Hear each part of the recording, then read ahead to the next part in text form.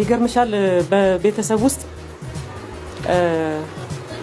እናቴ 8 ልጆች ናት የወለደችው። 8ቶቻችን የቲፒኤልኤፍ አባላት ነበር። ከኔ ታላቅ የሆኑት 6 ነው ከኔን ጨምሮ፣ ከኔ በኋላ 2 አሉ እና አንዱ ወደ በረሃ ወጣ እንዳልኩሽ። ሌሎቻችን አብረን ስንኖር የነበረ እሱ ትልቅ ነው ከኛ በረሃ የወጣውን ማለት ነው። ግን የኔ ታላቅ የሷ ታላቅ እና የሷ ታላቅ 4 ሴቶች ነበር። 4ቶቻችን የድርጅት አባል ህቡዕ ሴል ነው። አንድም ቀን ግን እንደዚህ አይነት ተደራጅተናል ብለን ተነጋግረን አናውቅም። በጣም ከባድ ዲሲፕሊን ነው።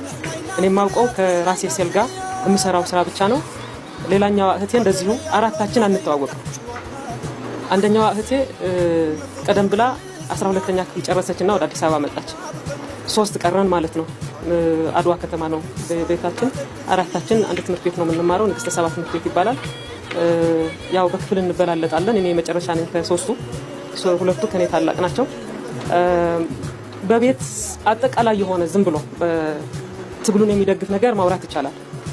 ታጋዮች በዚህ ታዩ፣ እንደዚህ ሆነ፣ እንደዚህ አይነት ድል አገኙ ተባለ ምናምን አይነት ማውራት ይቻላል። እኔ የዚህ ሴል አባል ነኝ ተብሎ ግን አይወራም።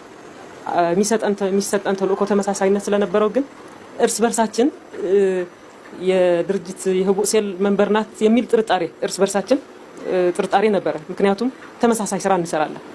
ለምሳሌ ለድርጅቱ ድጋፍ ሊሆን የሚችል ሹራብ እንሰራና ይሸጣል። እኔ ስሰራ እንቴም ስትሰራ ሳያት ጠረጥራለሁ ማለት ነው። እንደዛ አይነት ነገር እርስ በርሳችን እንጠራጠራለን እንጂ አንድም ቀን እስከ መጨረሻዋ በረሃ እስከወጣንበት ቀን የድርጅት አባል ነን ብለን በግልጽ ተነጋግረን አናውቅም። ለመጀመሪያ ጊዜ በግልጽ የተነጋገርነው ቀይ ሽብር ተጀመረና ከከተማ መውጣት ነበረብን። መውጫ ወታደሮቹን ከበው ያዙት ከተማውን። መውጫ አጣ።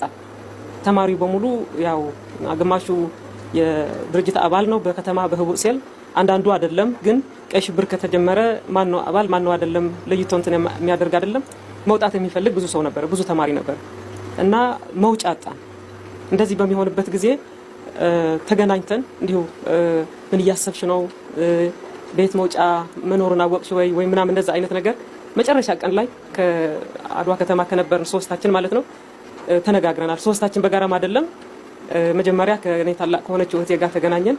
እወጣለሁ አለችኝ፣ እሷም እኔም እወጣለሁ አልኳት። ያው መንገዱ ግን ተዘግተዋል፣ ካወቅሽ ንገሪኝ ምናምን ተባብለን ተለያየን። ከዛ ትምህርት ቤት አካባቢ ደግሞ ሌላኛው እህቴን አገኘኋት። እንደዚሁ ተነጋገርን፣ አወራን። በቃ የመጨረሻ ቀን ስለሆነ የምንወጣበት ነው። በከተማ በህቡዕ ሴል መስራት ኦልሞስት ለማቆም ነው እየወሰንን ያለ ነው፣ ወደ በረሃ ለመውጣት እና ለመጨረሻ ጊዜ ከቤት ስንወጣ የነበረው ሁኔታ ብቻ ነው ያወራ ነው እንጂ አውርተን አናውቅም። ከዛ በአንድ ሳምንት ውስጥ ደግሞ 3ታችን ወጣ። ያው በረሃ ላይ በየጊዜው ተገናኘን ማለት ነው።